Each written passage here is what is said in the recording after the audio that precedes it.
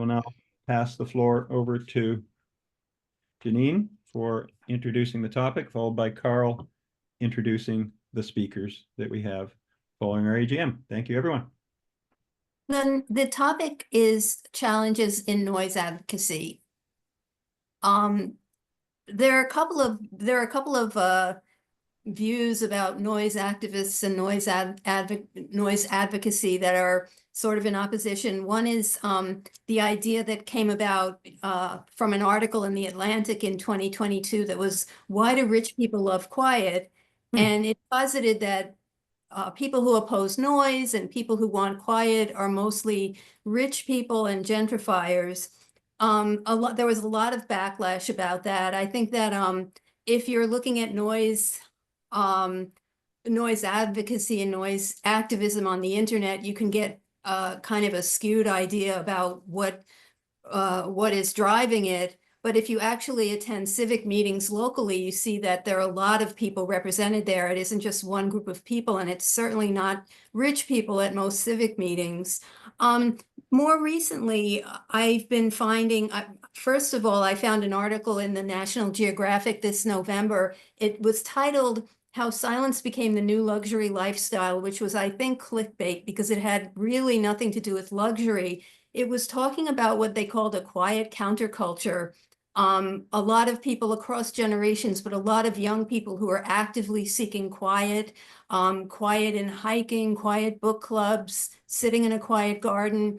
And they were doing so unapologetically. It was recognized that that quiet or access to relative quiet is good for your health, and it's enjoyable, and it helps you to reset and just relax and be rejuvenated. So that the topic though is the challenges in noise advocacy. So I'm wondering, and I know that Teale has done some noise activism and advocacy. Hildegard is a soundscaper, and that's quite different from noise activism or advocacy, although soundwalks and other aspects of soundscape can play a role in it. So that's the topic, and I'll step aside and wait for the introductions. Thank you, Janine. Very interesting introduction. Really appreciate that. Thank you. Carl, you bet. Okay, very briefly. So we have our two members. Hildegard is definitely the senior member because she was a signatory on our original certification documents with the BC government about 42 years ago, and so her credentials are strong. But no, seriously, she also was very much involved with the World Soundscape Project at Simon Fraser some years ago, and which we probably know about through the passing of Murray Schaefer a few years ago. And Hildegard is a composer. She's also done a lot of radio, and she has a very deep understanding of the importance and the significance of sound. And we're looking forward to hearing her perspectives. Teale is a more recent member. Teale is I call him an activist, but Teale is very much involved in a number of quite different issues, all of which have effects in one way or another on the general public. And as he's become quite a personality on the island, and now for the past 2 years is actually a regional councillor in the Saanich regional district government, and we're very proud of what he's been able to accomplish there so far with respect to noise control. where there have been some improvements and innovations, which he can talk about maybe. Okay. Very good. Very good, Carl. Thank you. Guess we'll start with Teale and see which hat he's going to wear. Well, I can jump right in, friends. Please pop some questions in the chat. It's so great to talk to everybody. And thanks for the that was one of the shortest AGMs I've been to in a while, friends. So well done. I've been through some grueling ones, mostly when I'm chairing. They tend to drag on a bit, so much appreciated. We've got a lot of stuff to talk about, and I think one of the conversations we had before, setting up how we wanted to run this was kind of a conversation with Hildegard, myself, and the group here. So I wanted to just encourage folks to pop questions in the chat, or just raise your hand, interject, and we can and everyone can kind of have a conversation around the general topics. But yeah, the introduction, I'm a counselor in the District of Saanich, but before that, I was doing a lot of noise-related advocacy. And I thought one of the things I wanted to do today was to kind of do two things. One is to provide an update on some of the recent advocacy I've been doing around noise pollution. And then the second part was our broader conversation about, oh yeah, someone said, can we make the screen? So maybe someone can stop sharing their screen there and we can make our faces bigger. That'd be great. John, can you take the screen away, please? Or Carl? Yeah, Okay. and the second thing was to sort of share some of my experience and expertise. One of the things that sort of wasn't mentioned in my introduction is I'm an academic, and my area of focus for my academic research is the political strategy of social movements. And while most of my work looks at marine conservation and sea cucumbers and wildlife crime at sea, I try to apply some of the learning that I've had around advocacy strategy to my various projects, whether it's reproductive justice advocacy or whether it's noise pollution. So I was hoping to share some of that with folks and encourage people to be pushing in the right direction in the right way so we can get some change on noise pollution issues. Maybe I'll start with just a quick update for everybody because we have a bit of progress. I know things can be sometimes slow, and I really appreciated the initial introduction around the relationship between wealth and advocacy around noise pollution, because I see this every day as a counselor in the District of Saanich, which is you can see interesting disparities between the people who are impacted by noise pollution and the people who have the capacity to do advocacy. I'm putting a pile of links in the chat here of some recent articles, just a really brief summary of some recent articles on noise pollution and equity. And I think Hildegard can speak better to some of the more academic work on this respect. And I very much appreciate, I'm looking forward to her insight in this. But basically, the challenge we see now is we're densifying our cities. We need housing. Across British Columbia, we have a housing crisis. We're building more housing. In our district and in many districts, we're putting a lot of that housing along major thoroughfares, which is great from an affordability and planning perspective. And I'm sure there's disparate opinions on this in the group here, but if you're going to put some density, often it makes sense to have it close to transportation and other amenities.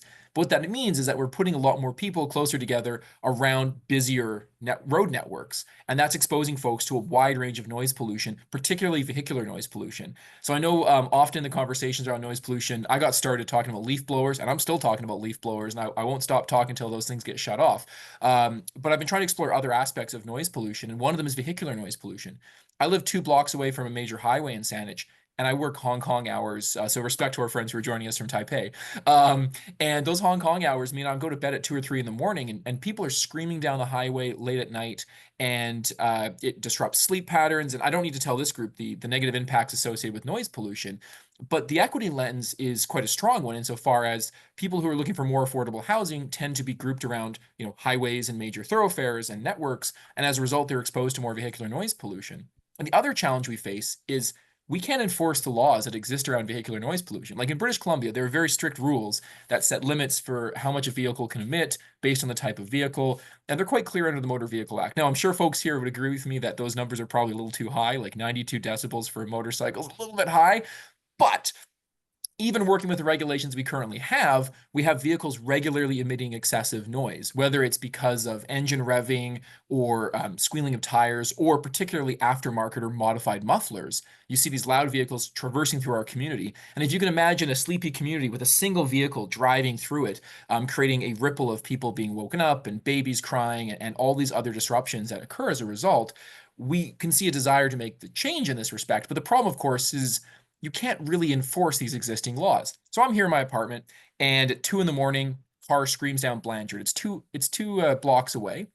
So what do? I pick up the phone. I'm going to call bylaw. Like, I'm not going to call bylaw at 2 a.m. I'm not even wearing pants.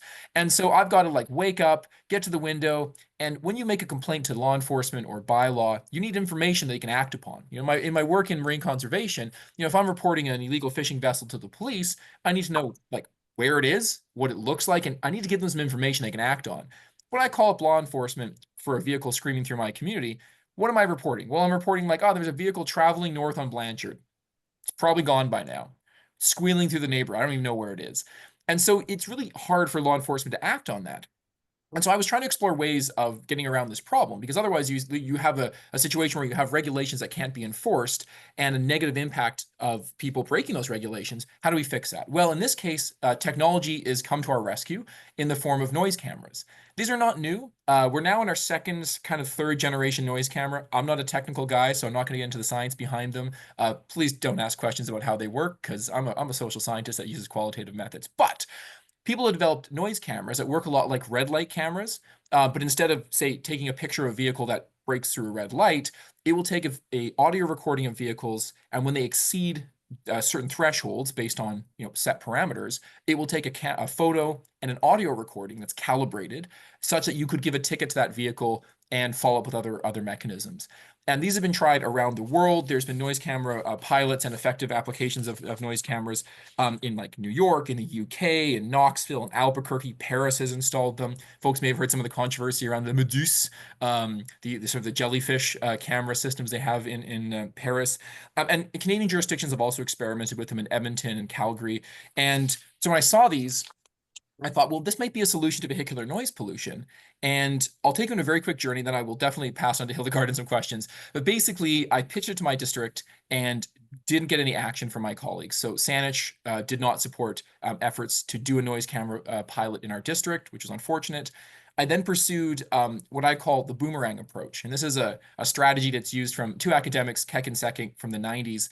And the idea is when you have a local barrier that's preventing you from getting action on a particular issue, you can beat your head against the wall, which I'm sure many of us have done when it comes to local advocacy, or you can circumvent that barrier by going somewhere else, finding a different venue.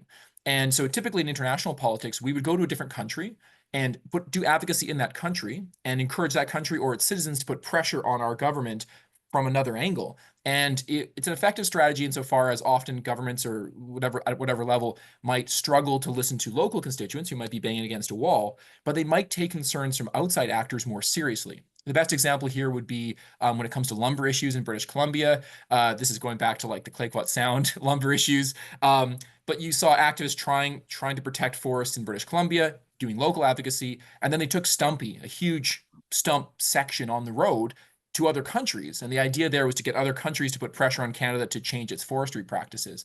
When it comes to noise pollution, I hit a barrier here in Saanich. I couldn't make progress getting a pilot set up.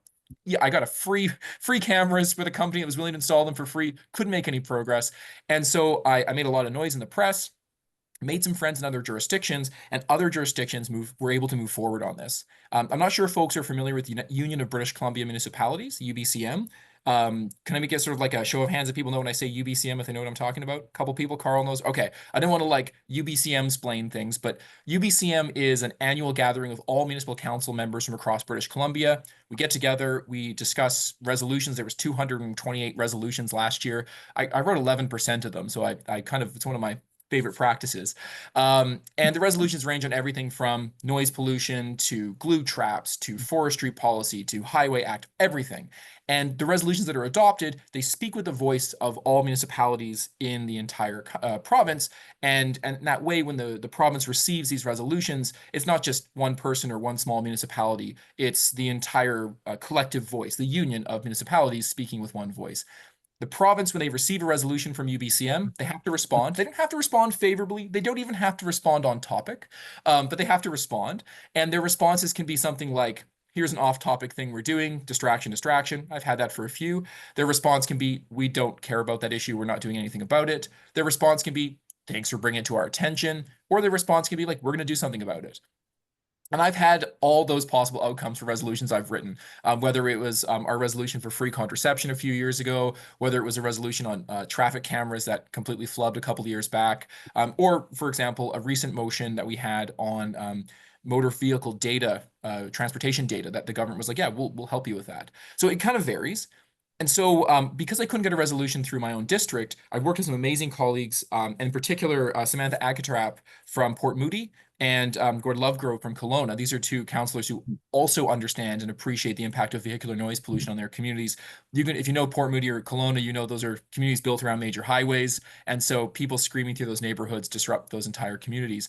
We got a resolution passed at this year's UBCM, and that's both good news and bad news. It's good news because now it's going on to the province. We have a government now, which is great. Oh, thank you so much for the link in the chat there, David. That's a bit more information about UBCM, and I can find a link afterwards to the actual resolution itself. But basically, the good news was that the resolution passed. It's going on to the province, and they have to respond. They'll respond within the next 6 months. We have a new government, a new minister, so it's a little bit, we're seeing how things go, and it usually takes a little while to respond. The only bad news is that because that resolution passed, a couple of municipalities that were going to run their own pilot projects have decided to wait to see if the province runs a pilot project. The resolution itself asked the province to set up a couple of pilots. And so I think what's happening is we're kind of in this fuzzy area where no one really wants to take the lead on a pilot because there's some very minimal local costs. We have free cameras set up, so it's not like it's going to cost much money, but there's some local administrative costs. And so a lot of municipalities are holding off, like Kelowna. A resolution recently failed there to set up a pilot independent of the provincial pilot. And but the good news is, and this is my final bit of updated good news before I very quickly transition to advocacy stuff, was North Vancouver, Tony Valente, he got a successful resolution passed through that council, and as a result, they will be exploring a noise camera pilot. I should note, thank you so much. There's an article. David, you're doing a great job. This is excellent. I should note that the noise camera pilot they're setting up there is not the kind that will give out tickets. We legally can't do that as municipalities in British Columbia. We can gather data, but we can't send people traffic tickets. All those 120 something odd traffic cameras around the province, those are all run by the provincial government. And so we can't just set them up in our district. But they're going to be gathering baseline data, which should validate the future use for noise cameras in North Van. And they're still doing their preliminary work on that. One of the challenges we run into with this work is the one I just mentioned, which is this kind of tragedy of the commons where everyone's looking for someone else to take the lead on it. My district was like, why would we spend money on this when someone else could? And of course, every district says the same thing in a time of tight budgets. And as a result, nothing happens. Hence our desire to go to the province. And so that's kind of some of the challenges around the advocacy. I did want to note just a couple of things that can help. So with the UBCM resolutions are a great way of galvanizing the public. As you can see, we got some earned media attention, some news stories covering it, but they need to be paired with sustained community advocacy. In other words, when I put up a resolution in my own district, I need people from the community coming to meetings and supporting what I'm doing. So it doesn't just look like a Teale idea. It looks like something the community is asking for, because it is. We need sustained advocacy. So once we get these kinds of resolutions, we can't just assume something's going to happen. We need to have sustained letter writing campaigns and petitions and one-on-one lobbying efforts with politicians to make sure that they listen and that they take these resolutions seriously. And we need to bring people out. So it's one of the lessons I learned with these kinds of work is you can get a resolution passed at UBCM or a couple of local motions passed, but it needs to be part of a broader movement that's pushing towards a specific outcome. I've had a lot of success in breaking down these big issues like noise pollution into smaller bite-sized chunks, like just vehicular noise pollution. And I find that quite successful because it allows us to target our messaging, to really understand the issue, and to be really focused on what we're asking for. The lesson I learned, this came from our work with the contraception campaign. So I chair and co-founded the campaign that fought for free prescription contraception in British Columbia. We fought for a very narrow thing, just free prescription contraception. We didn't talk about any of the other reproductive health issues that we could have talked about. But for 6 years, we just pushed on that one issue through a diversity of advocacy approaches, including UBCM resolutions and resolutions at municipalities and all sorts of other work. And it allowed us to stay very focused and allowed us to ultimately achieve our goal, such that 252,000 people have had free contraception in British Columbia in the last 15 months. So the approach I want to encourage people to do is when you're doing this kind of noise advocacy in general is to play the long game. I think many of us, as we've already heard from some of our introductions, we've been at it for a lot longer than I have. Keep the advocacy sustained and consider each little action as part of a broader push towards an ultimate goal. And the more targeted that goal is, the easier it may be to achieve because it's easier to articulate and to focus all your advocacy around. I've been talking for way too long. I could talk about this stuff till the cows come home, but I'm going to defer to my other friends here, and I'm happy to take questions, but I'll pass it over to Hildegard or maybe our our chairperson here to take the next steps. But thanks. Yeah, that's kind of the update on specifically noise cameras. Yeah, thank you very much. Very good, Teale. That was wonderful. You've got your enthusiasm and knowledge, as always. Just I'm always overwhelmed by your depth that you have and your passion. I know, to quote Steve Martin and John Candy's movie, Planes, Trains, and Automobiles, one of my favorite comedies, is the major source of noise. And I think over here at Highgate Plaza in Abbotsford, near the Auto Mall, they're building a little micro village, and everybody's front door, my wife was coming, they're just literally on the sidewalk, and then there's the curve of the road. I see that in Victoria, they've lowered some of the speed limits. Good way to reduce the noise. It's maybe not the best. Over here on McClure Avenue, they had a major fatality about 2 years ago, and they took the speed limit from 60 to 50. And I have noticed it's reduced some of those sounds. Other things we can do, for instance, being in the tree business, is that they show that if you have big, wide open streets, people think that's a lot safer. It's not. People drive faster. They can see things. You look at places like in Kitsilano, where there's lots of trees, lots of cars, people drive slower. So some of those kind of ergonomic things that you can do with trees and cars, physically getting some of those vehicles to slow down. Let's take let's go to Hildegard, and then we'll do questions for both speakers. Thank you. Thank you all for inviting me. Can you hear me okay? I can. Okay, great. Yeah, thanks for inviting me and for all the work you've done for so many years.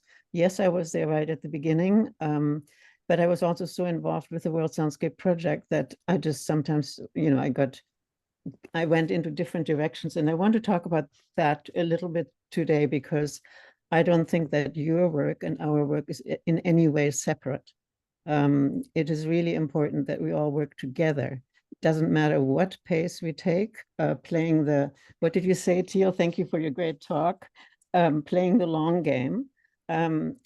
At this age, I can say that I've played the long game.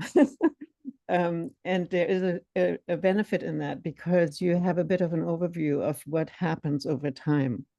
And when I was young and was at the beginning of Right to Quiet, I was very much an activist in that short game way.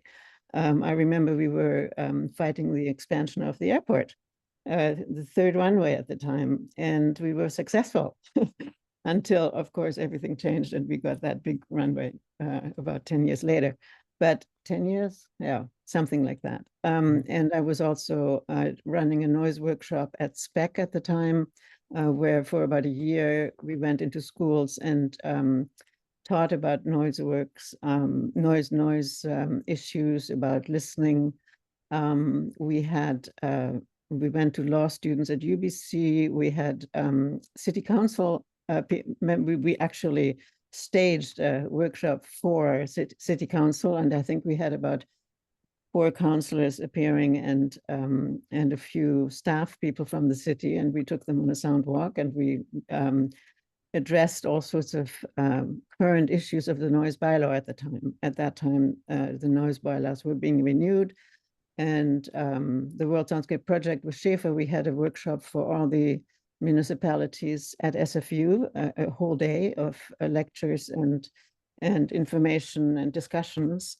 So I think at the beginning, we were all coming very much from the noise activism perspective, because we were all very much disturbed by noise. And in fact, that was the impetus in Schaefer's work the seaplanes were the real issue. While he was composing, the seaplanes were interrupting him. That was sort of the key issue. But he at the time was trying to give a course on noise and found that students were absolutely not interested. They were overwhelmed by issues that we are all overwhelmed by all the time, environmental issues, whatever it was at the time. And so he decided at the time that he wanted to start to get people to listen to the soundscape. And that's where he grabbed the students' interest directly with perception. and also through music education in schools, by getting people to listen and make sounds and analyze what was happening. And so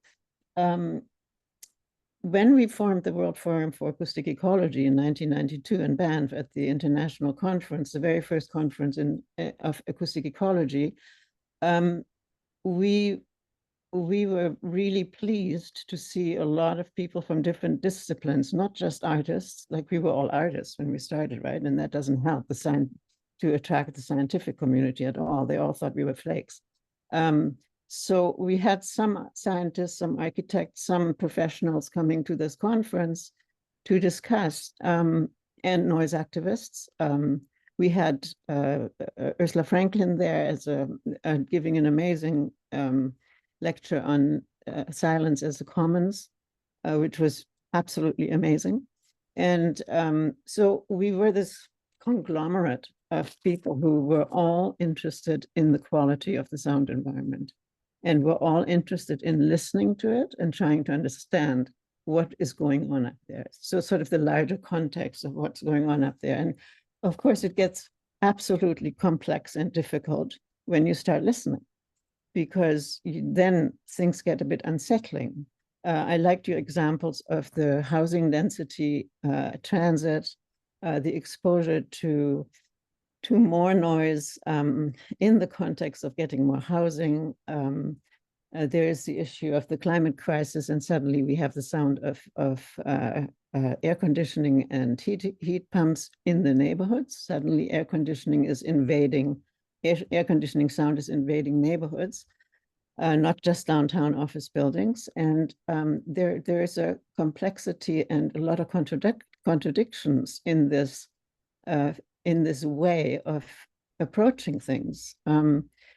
So for me, over these many, many years, the thing that has kept me focused, because one can get absolutely fragmented and scattered in this activist role and in trying to do something about problems in the world, what has kept me focused was the approach of listening. And I would say that over the years, we developed a practice of sound walking. Here in Vancouver, we've had regular sound walks since 2003, organized through Vancouver New Music, who decided that they wanted to make sound walks part of their yearly concert season. So the interesting thing about that was, for me, when I was first approached to do this, I thought, okay, we have tried to do sound walks up to now, and this was like in the 90s, 80s, 90s, and we could never get anybody to come because nobody knew what it was. It was, you know, a hybrid, weird thing. And it didn't matter whether you described it or explained it, you actually have to do a sound walk in order to know what it is. And so we actually got an audience. Like, I think the first sound walk was 60 people on Kids Beach. And from day one on, I decided I don't want to do this alone. I want to get other people involved, and asked right at the beginning, at the end of the first sound walk, I said, if there's anybody interested to lead sound walks in Vancouver, please see me afterwards. Immediately, 2 young people came up to me. And I did this over the years, and I must tell you, it was always younger people. And what was interesting about that was that there was obviously a need for that kind of feet on the ground, being in place, listening for young people in the face of online over-involvement with online and internet, in the face of constant issues confronting you. What we provided was an hour where people could simply trust that nothing else mattered but walking through this route that somebody led, and you could just listen. And then there was a discussion afterwards. So there was a certain amount of safety. There was, we created a framework, really. That's all we did. And I tell you, it doesn't matter when, where, what, who leads. There's always an amazing amount of inspiration that comes out of this, because people's listening is woken up. And that's been my experience. I mean, that was my experience when I first worked with Schaefer. My listening was woken up. So in advocacy, what I've been thinking about most is how do we actually inspire people that they want to listen to the horrible noise that they live next to, so let's say in their neighborhood. How do we do it that we get them engaged with what reaches them every day, but they're not necessarily conscious of? So, we don't listen all the time, we can't.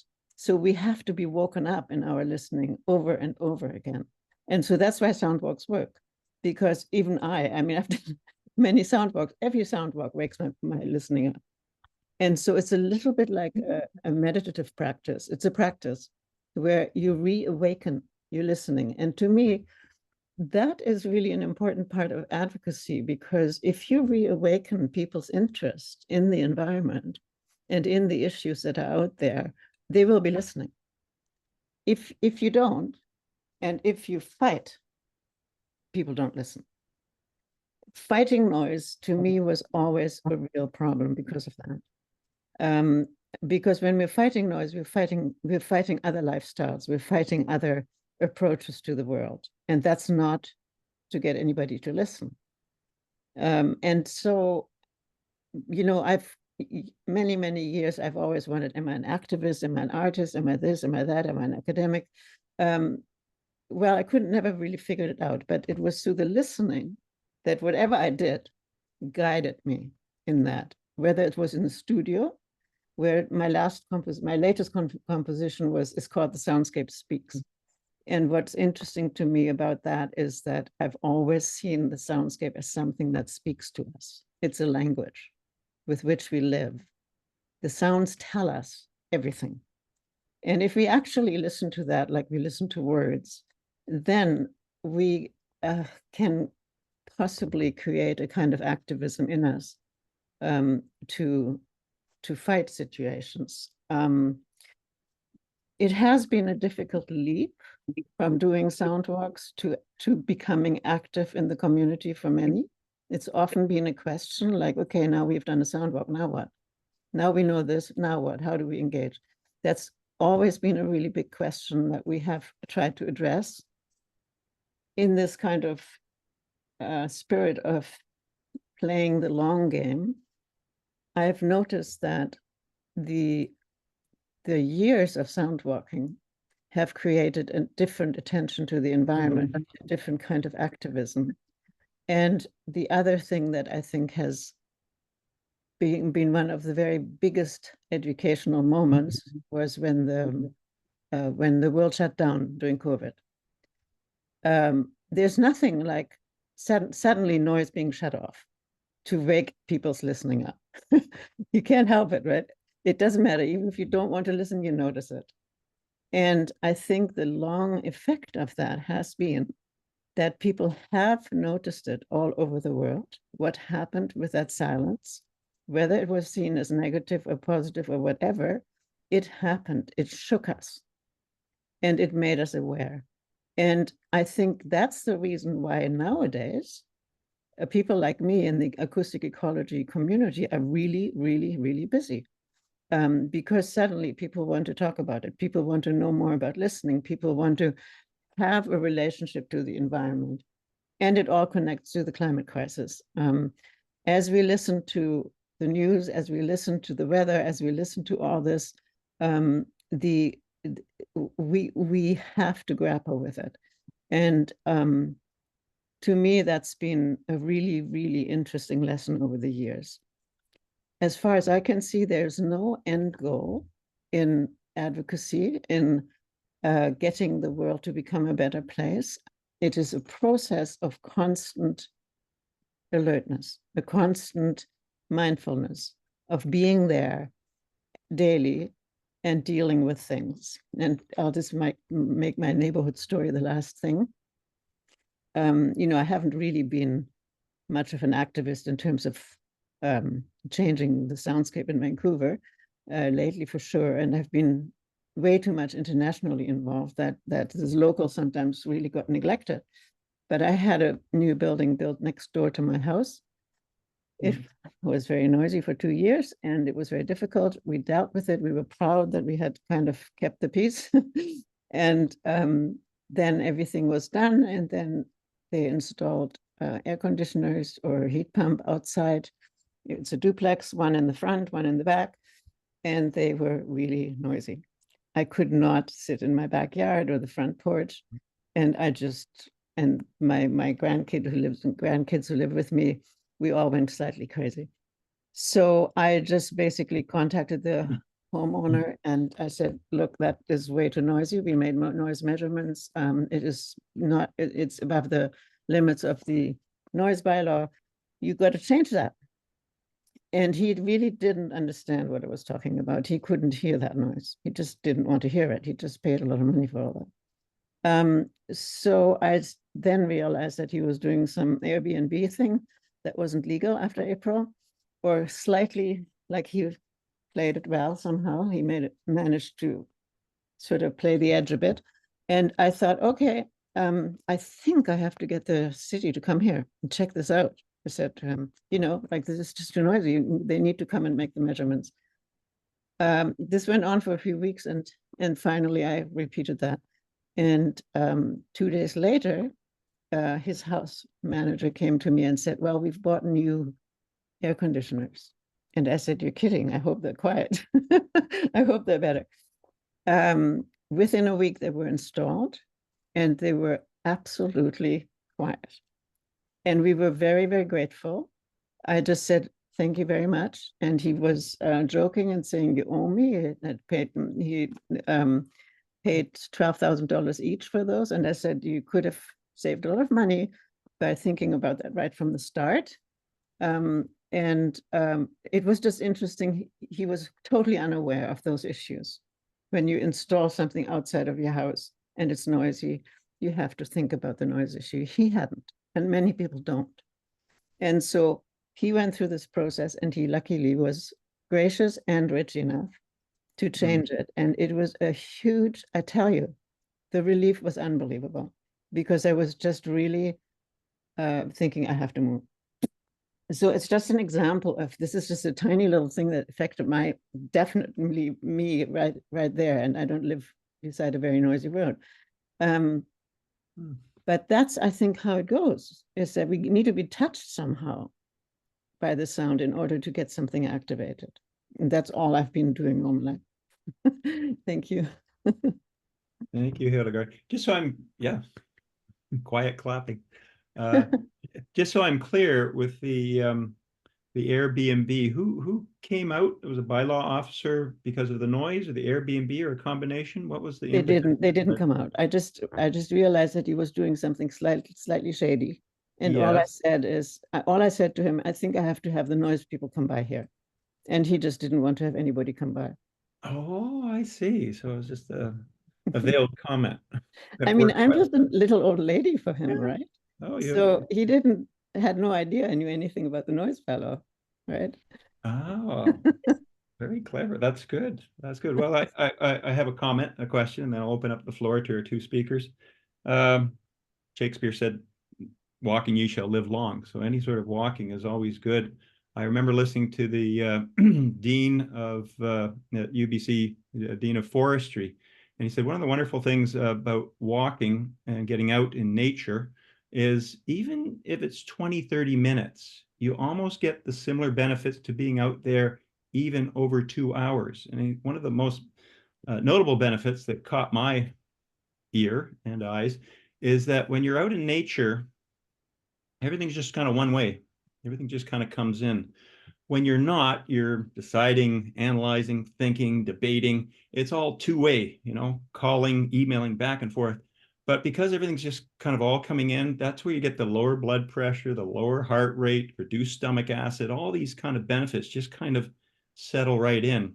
And we've heard a lot of that happening for people who do, it's been in the news quite a bit about Japanese particular forest bathing, getting out. UBC is known for its beautiful woods out there.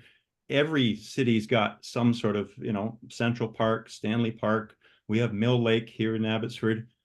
Is there much difference that you find with the term forest bathing and, say, sound walks, and some of the advantages, disadvantages, or similarities with those two? It's a really interesting question. With these soundwalks were all done in the city here. And so people who led them would choose a neighborhood or choose a place, and they were not quiet walks necessarily. What we were trying to achieve was to do walks where we have changes in the soundscape, because when you have a change in the soundscape, your ears wake up. And then, you know, you are actually attending to something. When you're in nature and you're walking, nature gives you some gift. You are there, and you know you're not going to get assaulted, or more or less, you know, and that your nervous system just simply relaxes, and then you get all this incredible gift from the environment. You don't get that in the city. And so what the soundwalk does is that, because the focus is listening and not speaking, is that what we're listening to is not just the environment, but also our own thinking. So we hear all the preoccupations, our thoughts while we're walking, and then eventually we might hear the sounds around us too, depending on, you know, what is out there. So really what the soundwalks are is an exploration of listening itself. And that is where the inspiration is. That is where the safety also is, where people feel safe in that they have been given the opportunity to spend time in their listening. And I was, you know, initially I wasn't so experienced, and I noticed that people were always saying in the discussions, oh, I didn't listen to the environment all the time. I just, you know, suddenly I was thinking about something else. And I thought, well, there's no authority that asks you here to always listening to the environment. That's not what this is about. We can't. We, you know, our minds, our being works differently. Our listening goes in all sorts of in and out all the time. Sometimes we listen, like right now, one of you is thinking about something completely different, I'm sure. So, you know, it is completely unpredictable. So if we are aware of those incredible complex changes in our own listening, then we are on a discovery journey. And a discovery journey is always inspirational. And so people take something away afterwards, whatever it is, and you can't actually control it. You know, I mean, I used to want to direct the discussions to, okay, what did you just hear in this neighborhood? What kind of issues are there here in the neighborhood around noise? Well, they usually didn't talk about that. I had to actually ask them, did you notice any things that have to do with issues in the neighborhood? Most of the time, they were mostly talking about how they heard, how they got distracted, their own listening. And so I was becoming a bit more of an activist in that context, because I want people to think about the environment a bit more than I thought they did. So there's this funny game between listening to how we listen and what our relationship is to the environment. Like, how do we respond to it? What are our emotions that come up? All that can be discovered on all those levels, and that's really interesting. But we also want to include in that, what are the issues here in the soundscape? What can we do about them? You know, so there was this constant back and forth between that kind of immediate activism and that more inner trying to figure out how we, with our own beings, we relate and survive in this world. And that's really interesting. The young people I found in particular, I had to get them to focus a bit more on just listening to the sounds and not so much to themselves. That was interesting. So it depends on the group that you have, right? And we never had more than like an hour of a walk, and then about a hour discussion. And I found that half an hour walk is too short. You can feel that the group settles down after about half an hour into real listening, calming down.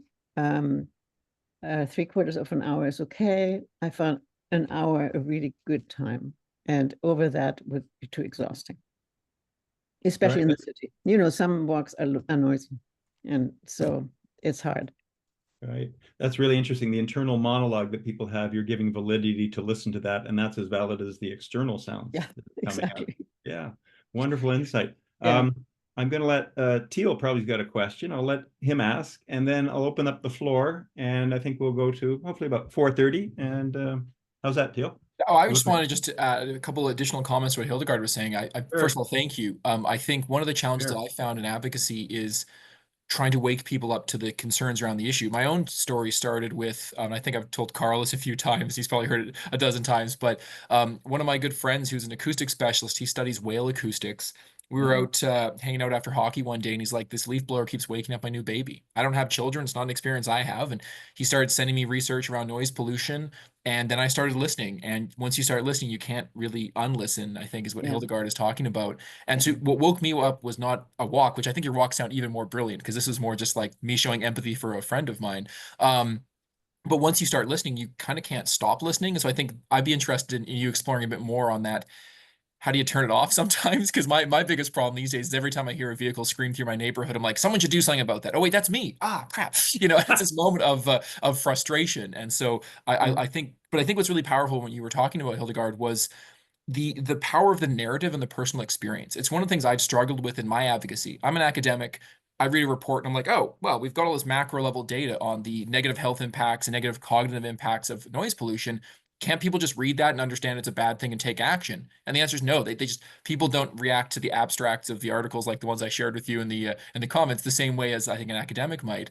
And so I really appreciate you talking about these kind of listening walks, because otherwise it's a really a big struggle to give people that personal buy-in if they don't live next to a highway or they don't have that lived experience. So I think it's very powerful. And the last thing I wanted to comment on, the last thing you said I thought was really powerful as well, was there's no end goal in advocacy. I think that's a really good point. One of the approaches I've taken is you take these big issues, climate change, the housing crisis, the patriarchy, and you break it down into smaller and smaller bite-sized chunks, because we as individuals or small groups of motivated friends and allies, it's often hard to tackle these big issues.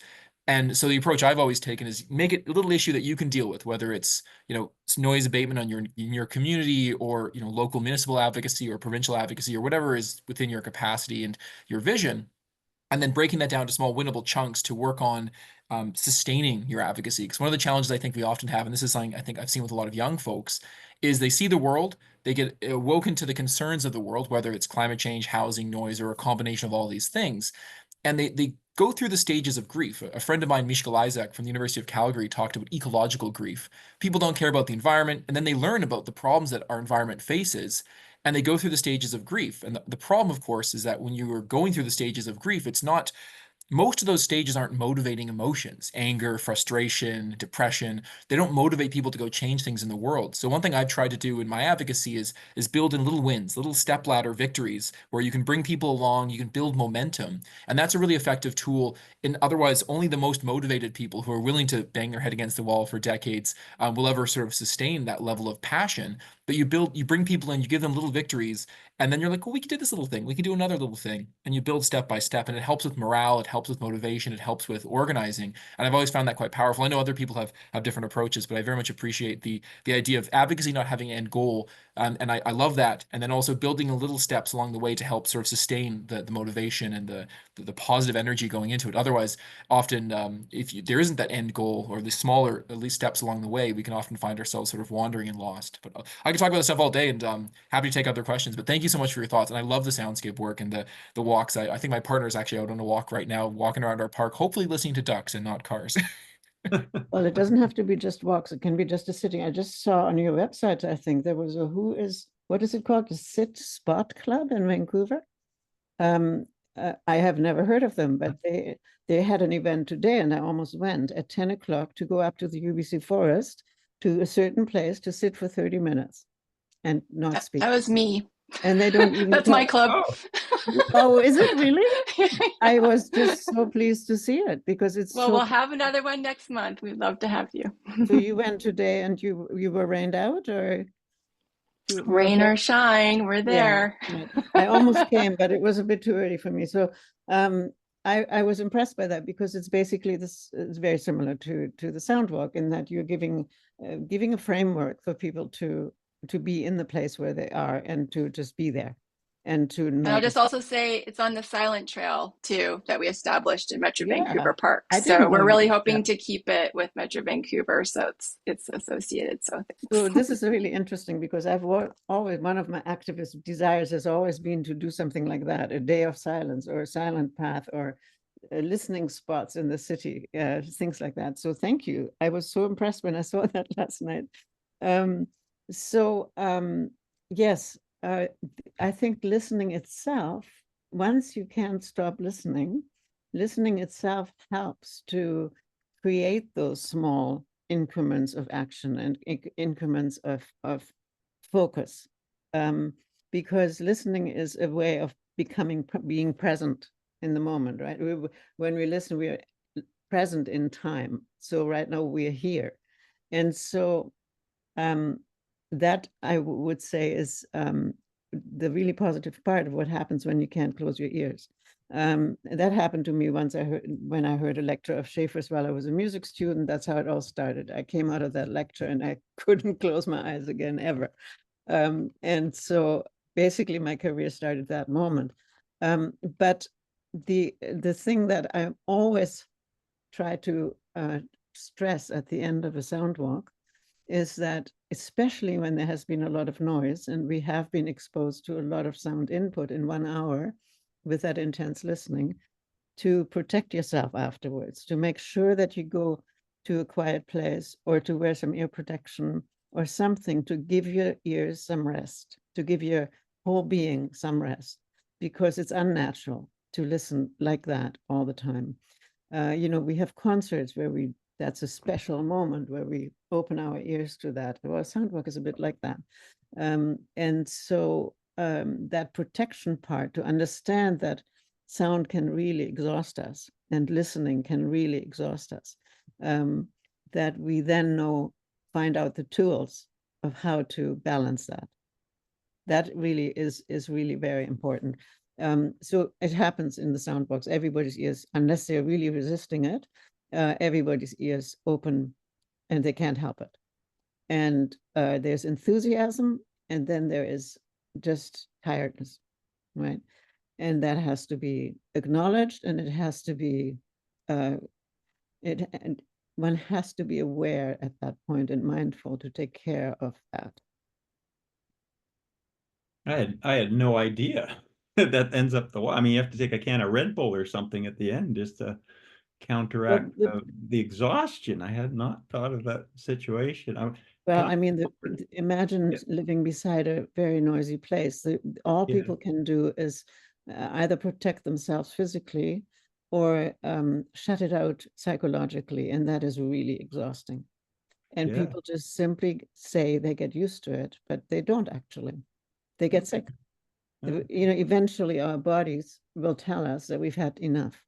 And so noise pollution in that level, that exposure is very, very dangerous. And, Arlene knows all that really well. Arlene has done all that amazing work in New York with the schools, for example. There were I remember in the 70s, all these things about schools and the flight paths, and people having to interrupt their conversations and things like that. All those things, people used to say they get used to it. People say, "Oh yeah, I've moved in next to a freeway now. Initially, I couldn't stand it, and now I'm used to it." Yes, psychologically, psychologically, it means a kind of numbing, that getting used to it. But physically, our body still receives it all the time. And I think the signs of that, in terms of stress and disease and, I don't know, anger, violence, are all there. We might not be able to pinpoint it just with noise, but noise certainly contributes to that tension.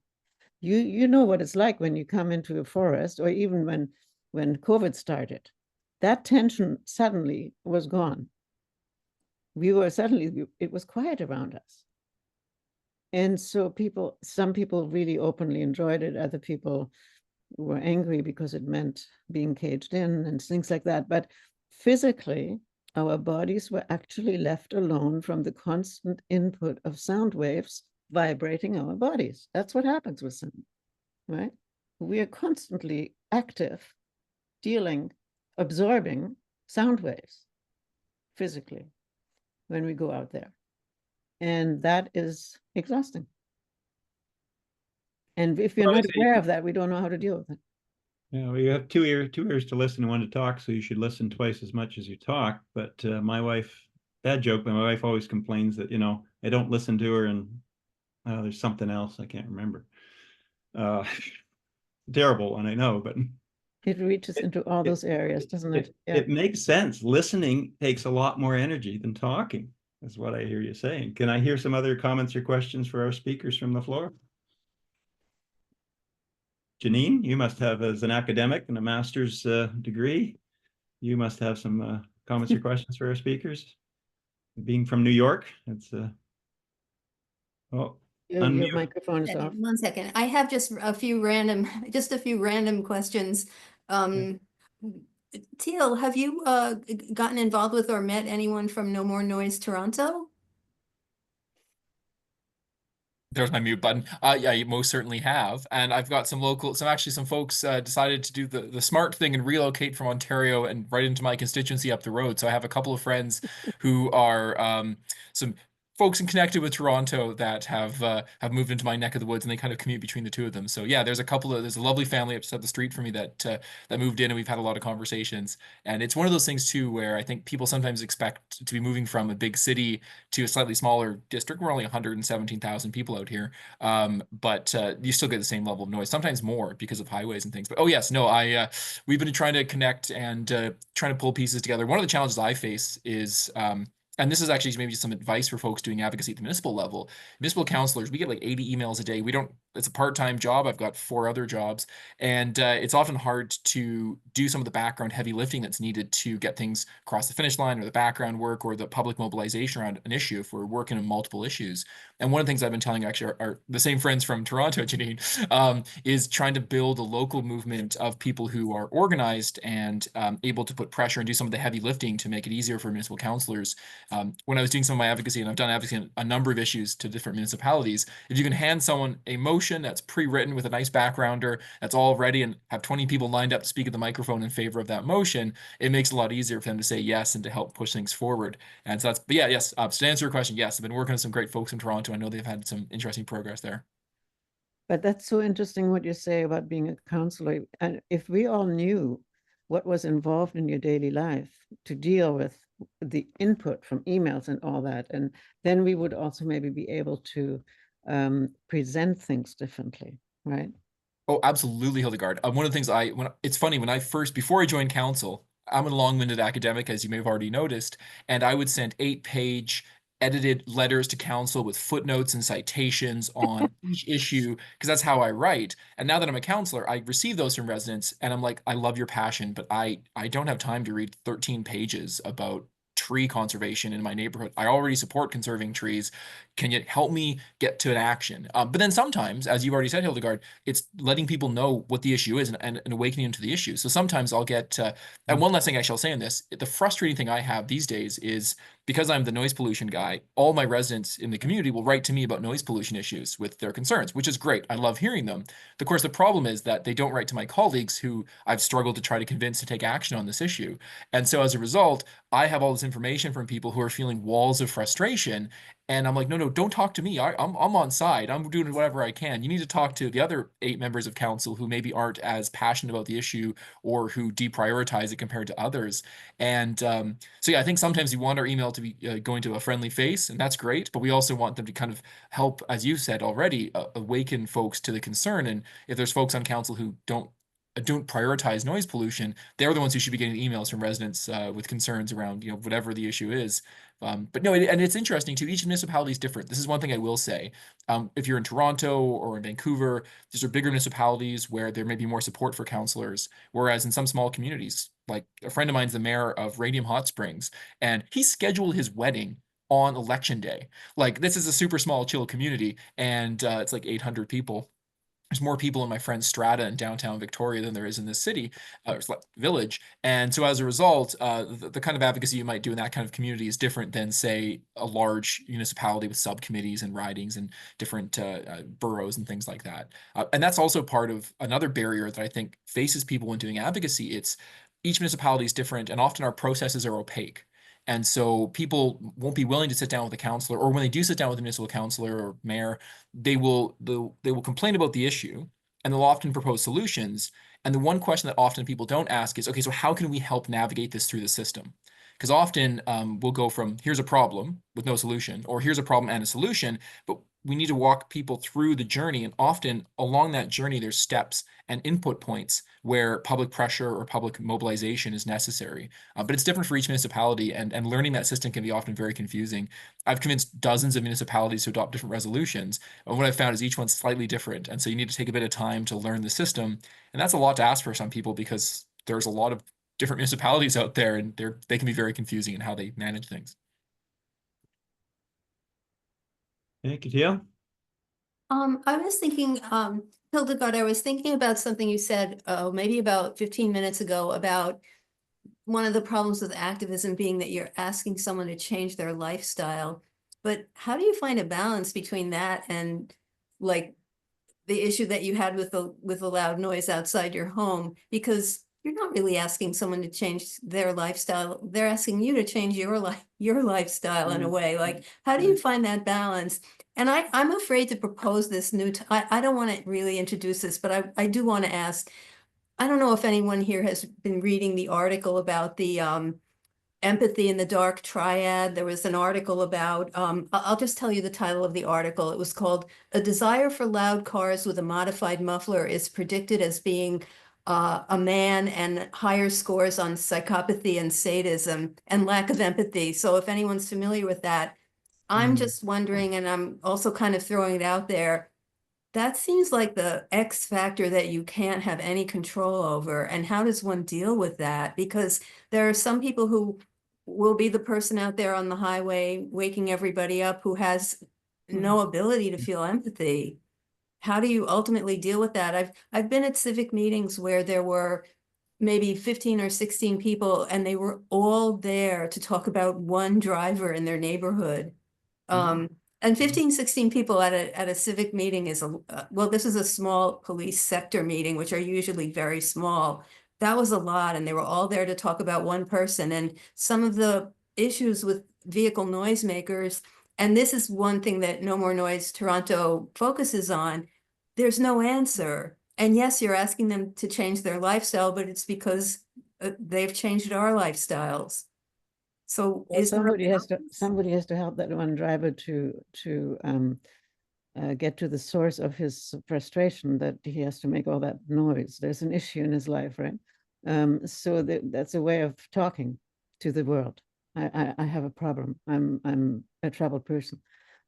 So I think the really dangerous era we're in right now is precisely that, is that there's a lot of people who do not want to hear about the climate crisis. And they certainly don't want to hear about certain types of noises that they're making and that others are making. And they certainly don't want to, they just don't want to listen. And if you are confronted with people who just don't want to listen, there's nothing you can do. And I think this is what really, to me, makes me very troubled about these times, because there is a push to push something through in this world, and that has to do with violence and with a kind of outspokenness that is violent and doesn't want to listen to more sensible solutions to the world and doesn't want to converse. I would still say we have to keep doing it. You know, we have to. If luckily my neighbor was willing to listen to me. If they hadn't, it would have been a much bigger issue, bigger problem. And I would have been confronted with, how do I speak with people like that? How do I get them to listen? It's not going to be with fighting them. And so that's the reality right now. And fighting is not going to solve anything. Shouting back is not going to solve anything either, as I think. But But I'm seeing David had his hand up for a long time, so I'm wondering whether maybe David wants to say something about this or other things. Taipei?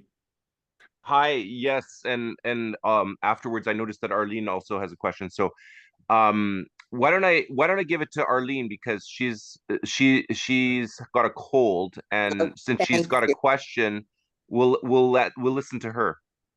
Thank you Arlene? so much. Do you hear me? Do you Yes. hear me? Yes. Hello? Yes? You hear me? All right. You know the way you described how people don't listen, I've been focusing on lately. I was asked to give a talk on noise to a church group.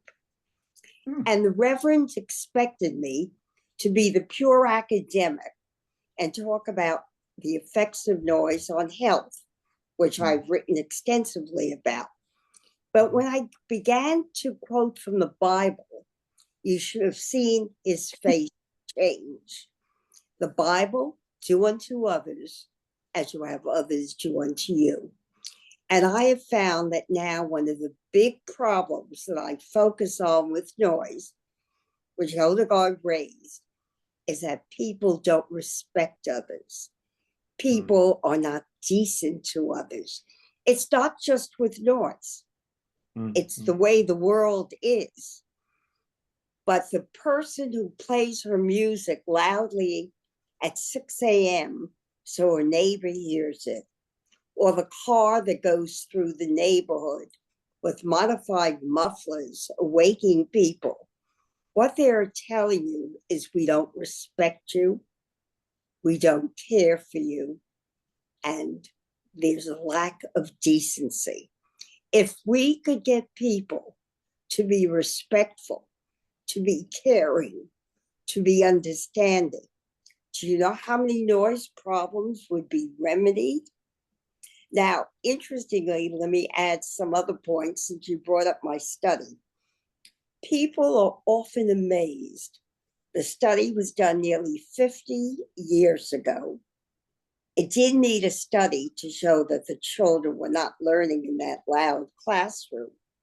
But did you notice how quickly the Transit Authority tested out a procedure to quiet the tracks, and how the Board of Ed put acoustical ceilings in the classrooms so that when I went back, I was able to show that in a quieter classroom, the children on both sides of the building were reading at the same level. And people say to me, how in New York City did you get the Transit Authority and the Board of Education to listen to you? Well, let me tell you, I had the community, I had the media, I had public officials all on my side. But didn't it seem amazing that over 40 years ago, the way to correct the problem was readily implemented? And that's the second issue.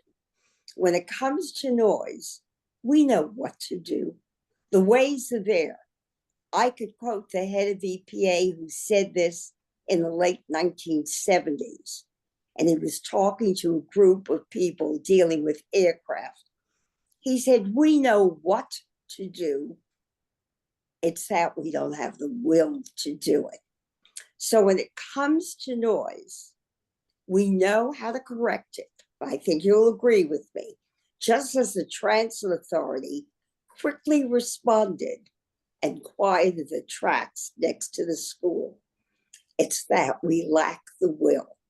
And it isn't just the people that lack the will. In the US, our government abandoned the Office of Noise Abatement and Control. And so it's the government that also has not been respectful. So just think how much quieter the world would be if all these people that we've described today said, you know what, we're impacting on others, let's quiet it down. And the point you made, Hildegard, about people stop complaining, yes, it still affects them. That's called learned helplessness. People give up and they try to cope with the noise, but physiologically and psychologically they can't.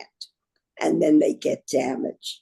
So I thank the speakers for their activism, for their concern.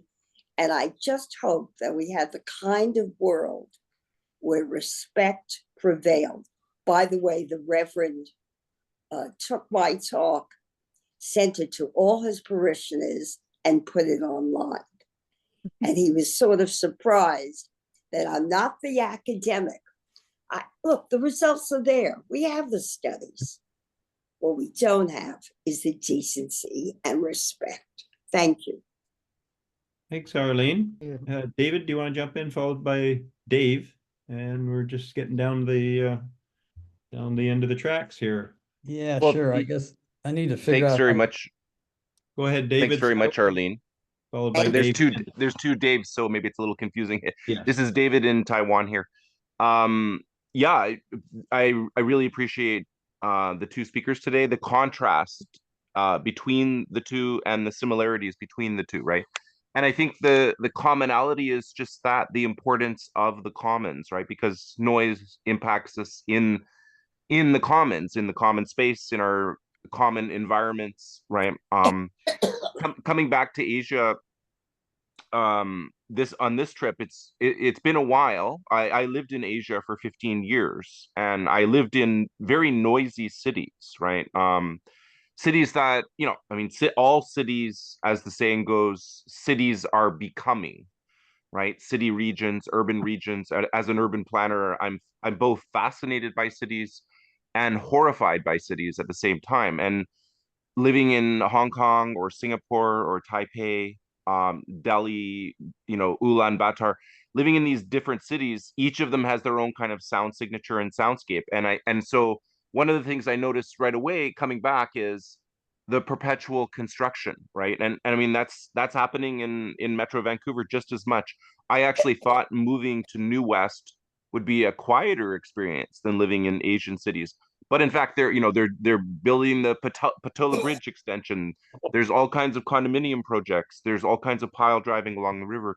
I live near Royal Avenue, which is becoming very busy, right? So these sort of sound signatures can teach us a lot. So I often find getting my students to do the kind of sound walks and listening kind of transects or projects that Hildegard's talking about are really important, right? Getting them to listen. It is hard to fight this individualization of noise, right? And then now we're wearing, I find I just travel with earplugs constantly, and I sleep with earplugs. It's very unusual for me to not sleep with earplugs, right? I think that's an indicator. And a lot of times people withdraw into themselves by just wearing pods or whatever. I see people when I go for hikes in the forest where sort of escaping, just listening to music while they're not really listening to the forest, right? So I kind of get a little bit saddened by that. I'm not sure if I have a question, but just an observation. I mean, I think again, I like this idea of the long term versus the short term, the long game versus the short game, and we need both, right? We need strategies for both. I mean, one of the things that Teale mentioned, BC used to have something called air care. Air care addressed air pollution and air quality in vehicles, right? It was something like the California regulations on vehicles. And air care would be a great example of something where we could check for the vehicles, what are the emissions? What are the carbon emissions? What are, the other related emissions? But also, what are the noise emissions? Is there modifications happening to the muffler, right? So that's kind of the regulatory approach. And sometimes we need those sticks. But I think we also need to figure out the carrots. Hildegard and Arlene were talking about the sort of ways of coming up with mutual respect, right? And I think construction is the other one. I mentioned that already. Because construction is more discrete. It's almost like sold to us as this will only be happening for 2 years. But then what do we see? It's popping up like mushrooms. Somewhere else, there's another construction project, right? So the city is constantly under construction. So I think dealing with construction noise is going to be one of the big games in the future. And maybe that's something we can look at Right to Quiet over the long haul. So I'll pass it on to Dave so we can finish the meeting in time. sort I don't know if that was a question, it was more a set of observations. So yeah. Thanks, David.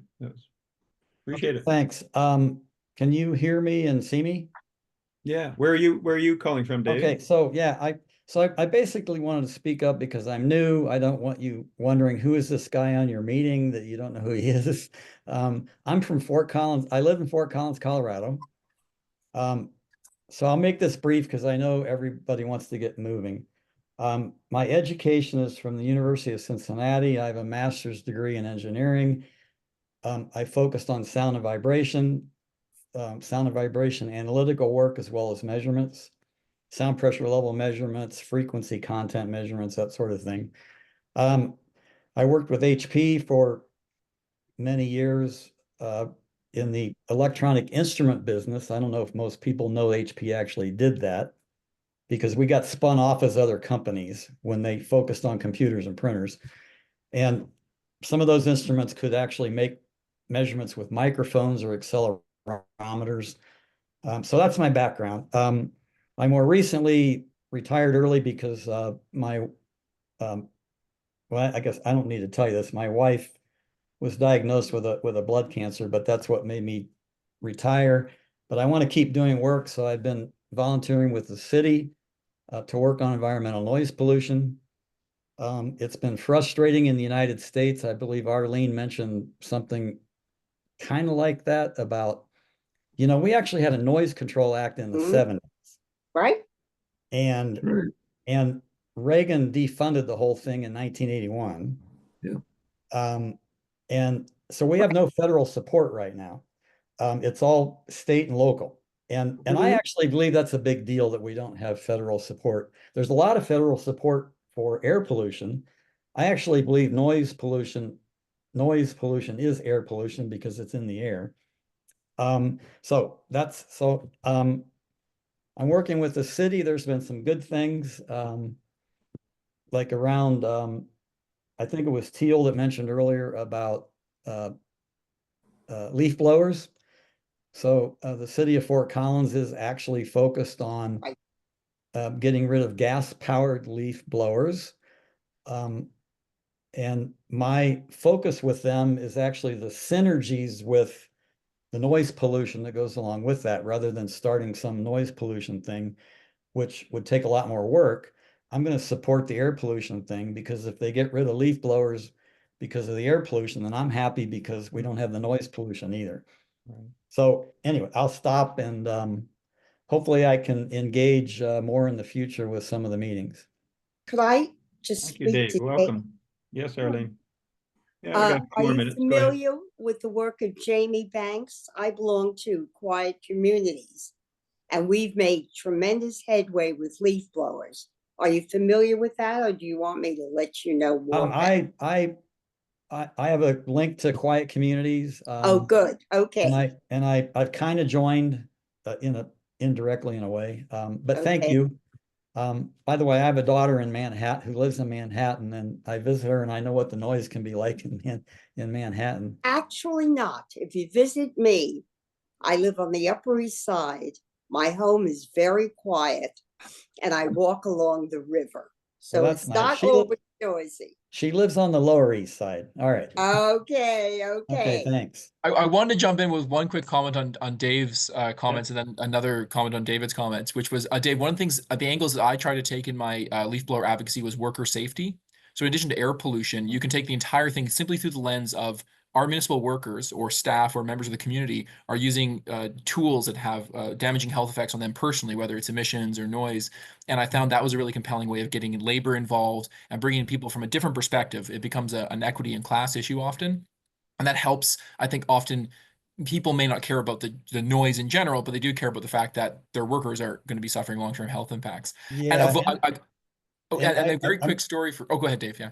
So I agree with you, Teale. In fact,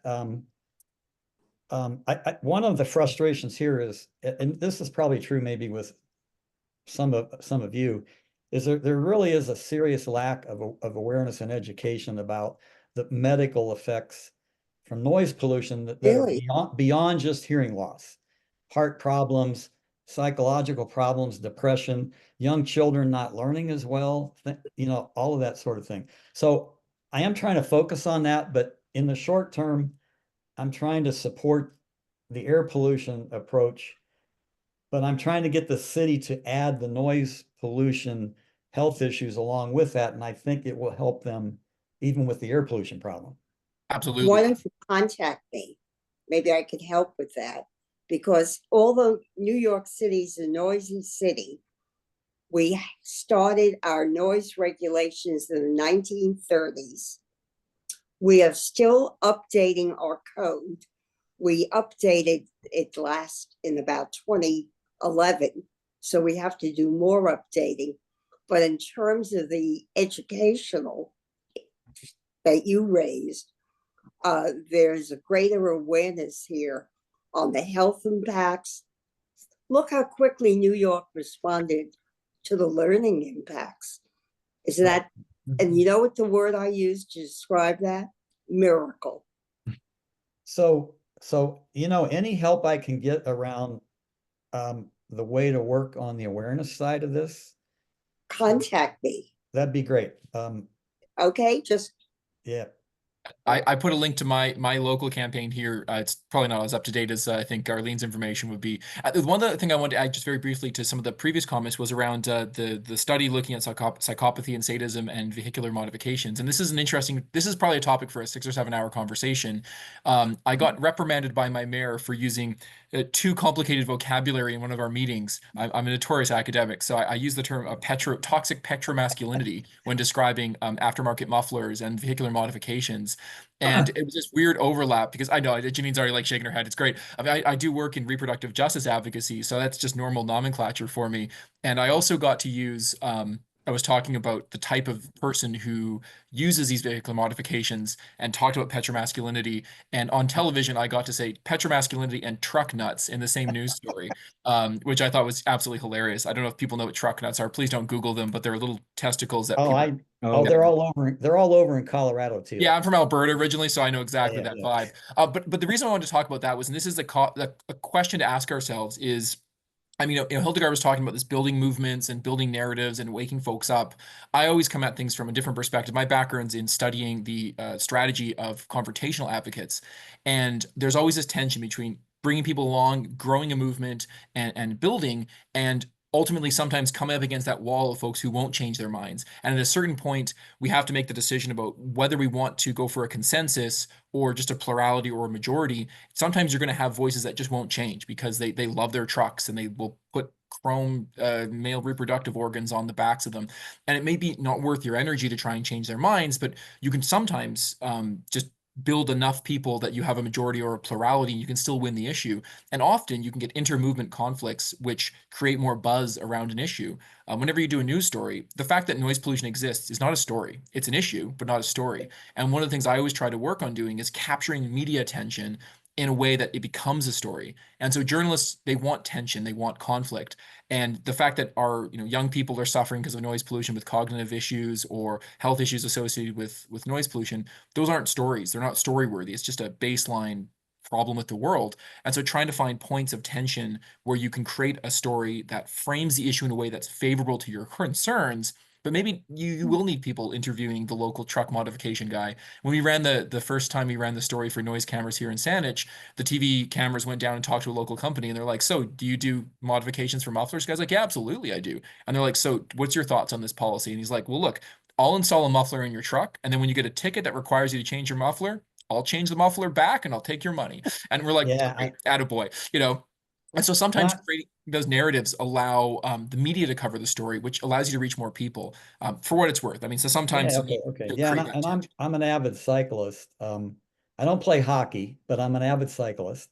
And I get diesel pickup trucks that drive by me really noisy, and you guys, do you use the word rolling coal in Rolling Canada? coal. Yep, yeah, I've seen Yeah. that. You get that out there. I'm so sorry. Oh, Oh, it's yeah. So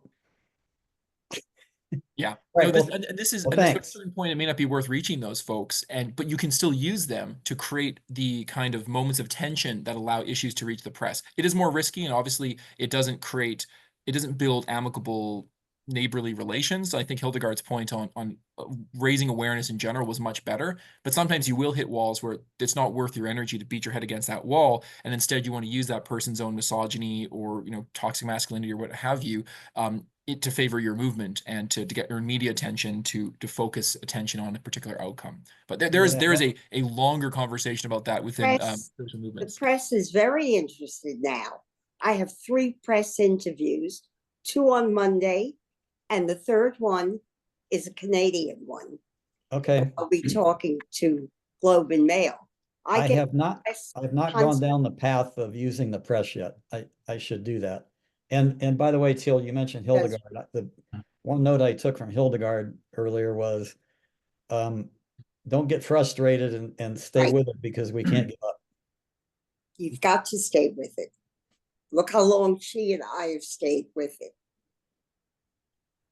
Yeah. And was because we worked as a community. The World Forum for Acoustic Ecology is an international network, and that's what kept me going. Like, I was ready to put in the towel a lot of times, and they just kept me going. We had conferences, and so that work together really does help a lot. Yeah. Okay, well, thanks for letting me. Thank you. Okay. I put my email in the chat. Thank you. It's Great, good to great. have you. It's good to have you here. Thanks. Thanks. Very good. I put my website in the chat. If folks want to get in touch, they're welcome to. If they're here in British Columbia, always happy to chat, and please do get in touch. Thank And you. welcome to Tara as well. Yes, Thanks for coming, Tara. Thank you. I know I joined, I think, like a Google group about some of the work that's being done, and I'm in Vancouver, and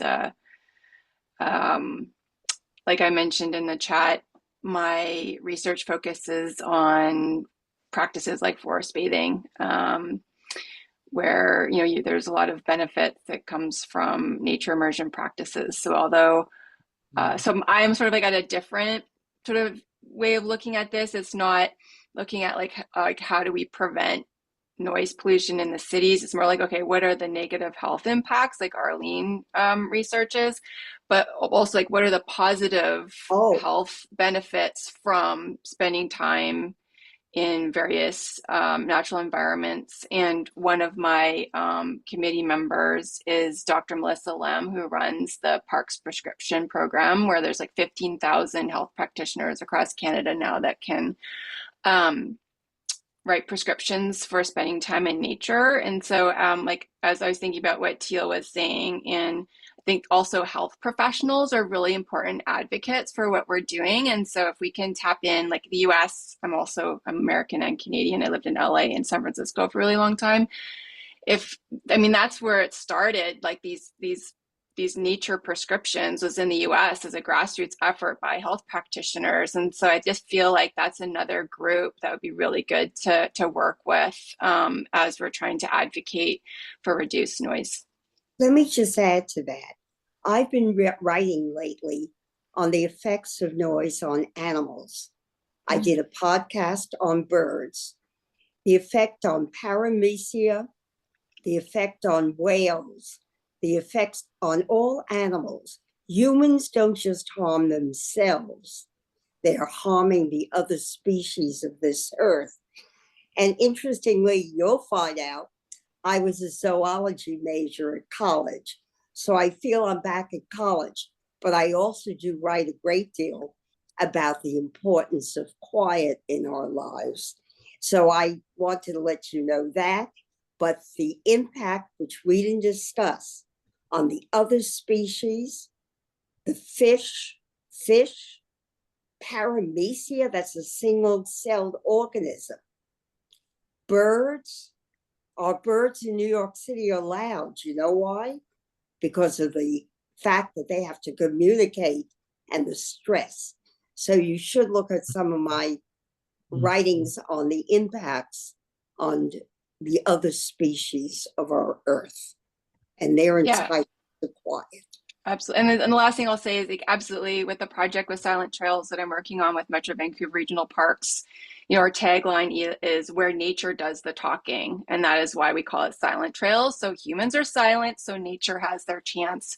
And we Right. talk about the benefits. And like I am also part of other groups around rights of nature, that they have legal rights. That's where we're seeing rights of like rivers and lakes and all sorts of things, right? It's like in the Constitution in Ecuador. So anyway, like I think all this stuff is like works together, whether you're focused on policy, asking neighbors to get quieter air conditioning units, or just really promoting our time in nature, and that you don't have to escape the city to enjoy natural nature sounds, which is how I feel like it needs to be accessible where you live.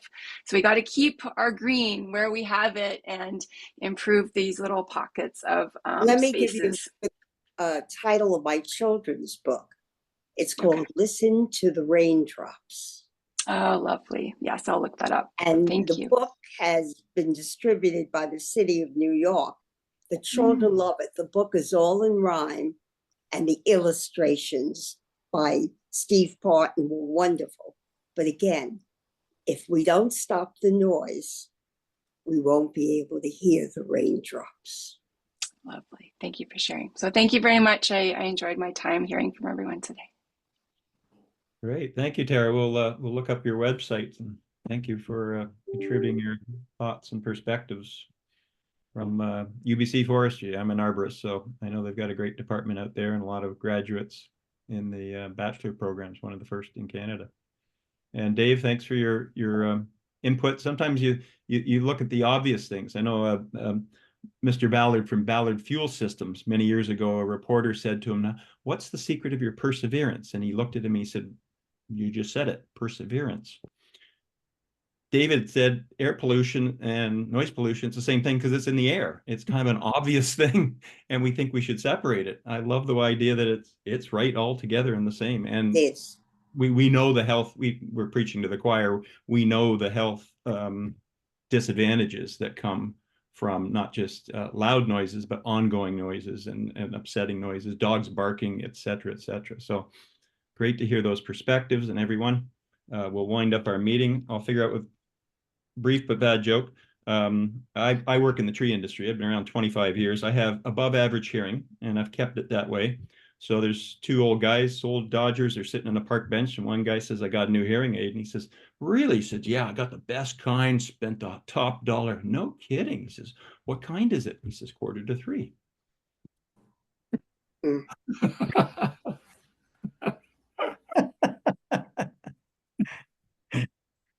Glad everyone was hearing the speakers today. Thank you for Hildegard, you, Teale, and all the members. Have a safe and quiet and happy Thank Merry you. Christmas and happy holidays. Thank you, everybody. Thanks. Happy All right. holidays. Everybody. Bye-bye. Thanks so much. Bye-bye. Take care. Bye-bye.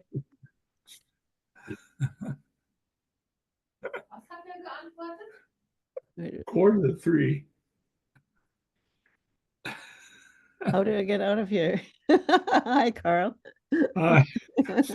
Thanks so much, Hildegard. Oh, you're welcome. Great. I was glad to see Great. you, and I Great. hope you're well. Okay. Yes. Thanks, I- Hildegard. Thanks Yeah, so much. Right. nice to meet you, and interesting what you said about all the different cities you've been in. My big education was in New Delhi in India. In the Oh 90s. yeah, there's the constant honking along the roadways my God, because yeah. it's a part of the learned- culture, right? Yeah, You, that's you part have of the you have to conversation. warn people, so you tap on the horn, and there's sort of gentle. It's the gentle horn honk, and then there Yeah. can be the angry horn honk, which is very Yeah. different, right? So Yeah, you kind of exactly. get used to the cacophony of horn tapping, but it's you definitely have an to- environmental justice issue. Yeah, you have to kind of get to know that language. Who's just talking to you to tell you where they are? That's right. It's a spatial, almost like a Exactly. spatial recognition system. Yeah, 360 degrees around because they don't all stay in their lanes. So That's right. That's right. Carl, sorry, I just wanted to ask you, Carl, Sure. I'm assuming that you have saved the recording, right? It's still running. oh, Okay, do you need does it just stop as soon as we Sure. exit? I'm gonna end the meeting, and that will end it. And then Okay, what we'll- wonderful. what we'll do is we'll, as we did last time, we Okay. just cut out the first half hour where we were just chatting. Okay, and excellent. And I've saved some of the chat, and I think Janine also did as well. So we can use those notes for the minutes. We'll send them to you for the minutes. Exactly. The chat's all saved. Yeah. Okay, Yeah. wonderful. Okay, I'll talk I to you in just the have new a- year, Carl. Yes, And thank thanks you very so much, much. Hildegard. Yeah. I just have a quick question before I go. Do you, I haven't paid my membership, but I would like to. And is it, can I do it online? Oh, yes, for Okay. sure. Is for it on the sure. website? Yeah, you just click on, there's some place on the website to click Okay. on it, and then Okay. it'll bring it up. Yeah. Okay, I'll do It, that. it Yeah, goes through, it goes through Canada Helps, actually. Oh, okay. Yeah, Yeah, I'll do that yeah, because I've yeah. been wanting to do it and keep forgetting. So Yeah. Well, we've been negligent in sending out reminders. We've been negligent in a lot of things. So yeah, I understand.